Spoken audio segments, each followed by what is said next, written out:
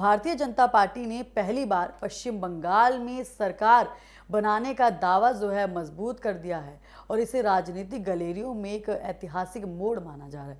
यहाँ पर देखिए, जो भारतीय जनता पार्टी है उन्होंने ऐतिहासिक जीत यहाँ पर जो है वो दर्ज कर दी है।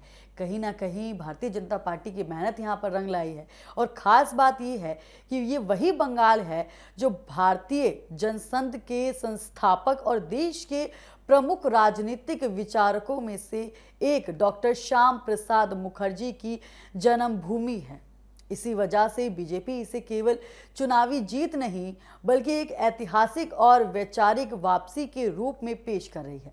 पश्चिम बंगाल भारतीय राजनीति में हमेशा से एक बेहद अहम राज्य रहा है।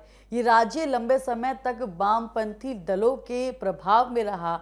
उसके बाद यहाँ पर टीएमसी ने जो है सत्ता संभाली, लेकिन इस बार का चुनावी जनादेश पूरी तरह अलग तस्वीरें पेश कर रहा है। सूत्रों और नतीजों के अनुसार बीजेपी ने बड़े पैमाने पर सीटों में बढ़त बनाई। शहरी और ग्रामीण दोनों क्षेत्रों में पार्टी का प्रशासन यहां मजबूत रहा और राजनीतिक समीकरण पूरी तरह जो है बदलता यहां लगातार दिखाई दिया। डॉक्टर श्याम प्रसाद मुखर्जी भारतीय राजनीति के एक प्रमुख विचारक, शिक्षाविद और राष्ट्रवादी नेता थे। वो भारतीय जनसंघ के संस्थापक अध्यक्ष रहे, जो आगे चलकर भारतीय जनता पार्टी की वैचारिक नींव बनी। बंगाल से जुड़े एक ऐसे नेता थे जिन्होंने स्वतंत्र भारत में राष्ट्रीय एकता और अखंडता को लेकर मजबूत विचार रखे थे। इसी वजह से बीजेपी इस जीत को उनके विचार और राजनीतिक विरासत से जोड़ती दिख रही है। बीजेपी इस जीत को सिर्फ सत्ता परिवर्तन नहीं बल्कि ऐतिहासिक वापसी के रूप में पेश कर रही है। पार्टी का कहना है कि ये जीत बंगाल में नए राजनीतिक युग की शुरुआत है। ये श्याम प्रसाद मुखर्जी के सपनों की यहाँ पर जो है वो वापसी है और ये वैचारिक राजनीति की जीत है। कई पार्टी के नेता इसे बंगाल में लंबे समय से चली आ रही राजनीतिक दीवारों के टूटने के रूप में देख रहे हैं। नतीजों के बाद राज्य में राजनीतिक हलचल तेज हो गई है।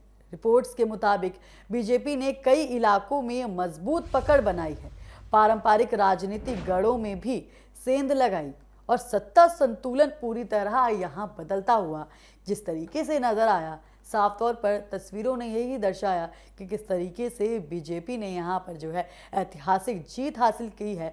बीजेपी ने यहां इतिहास रचा है। नतीजों के बाद राजनीतिक बयानबाजी भी लगातार तेज होती नजर आई। बीजेपी इसे जनता का स्पष्ट संदेश बता रही है, जबकि विपक्ष चुनाव प्रक्रिया और जनादेश की व्यवस्था पर लगातार सवाल उठा रही है। इसी बीच राजनीतिक तापमान लगातार बढ़ता जा रहा है। बीजेपी नेताओं का कहना है कि ये जीत बंगाल की राजनीति में बड़ा बदलाव है, संगठन की वर्षों की मेहनत का जो है परिणाम है और जनता के मूड का स्पष्ट संकेत है। कुछ नेताओं ने इसे बंगाल क्लब में बीजेपी की एंट्री तक बताया। दूसरी तरफ टीएमसी ने इसे परिणाम को स्वीकार करते हुए कहा, देखिए कहीं ना कहीं टीएमसी जो है इस परिणाम को स्वीकार नहीं कर रही है और वो संगठन और जनता के बीच जो है फिर से जुड़ने की यहाँ पर कोशिश करती नजर आ रही है। राजनीतिक विश्लेषज्ञों की माने तो ये चुनाव सिर्फ सत्ता का बदलाव नहीं है बल्कि सामाजिक और राजनीतिक ध्रुवीकरण का भी परिणाम है। इस पूरे घटनाक्रम में सबसे महत्वपूर्ण बात यह है कि बंगाल में जो श्याम प्रसाद मुखर्जी की जन्मभूमि है, वहां बीजेपी की सरकार बनने का विचार अब राजनीतिक वास्तविकता में बदलता दिख रहा है। इसे पार्टी अपने वैचारिक आंदोलन की जो है पूर्णता के रूप में देख रही है। विश्लेषज्ञों की माने तो इस चुनाव ने बंगाल की पारंपरिक राजनीति को हिला कर रख दिया है। नई राजनीतिक ताकतों का उभरने का जो है मौका यहाँ पर लगातार दिख रहा है और भविष्य की राजनीति को नया रास्ता दिख रहा है। सबसे बड़ा सवाल यही है, क्या बदलाव की स्थिति जो है वो बंगाल में है या बंगाल की राजनीति पूरी तरह नई दिशा में जो है अब आगे जाने वाली है और क्या राष्ट्रीय राजनीति को भी जो है प्रभावित करेगी। ये था पश्चिम बंगाल से आया एक ऐतिहासिक राजनीतिक अपडेट, जहां चुनावी नतीजों ने सिर्फ सत्ता बदली बल्कि एक लंबे राजनीतिक इतिहास को भी नया मोड़ दे दिया है।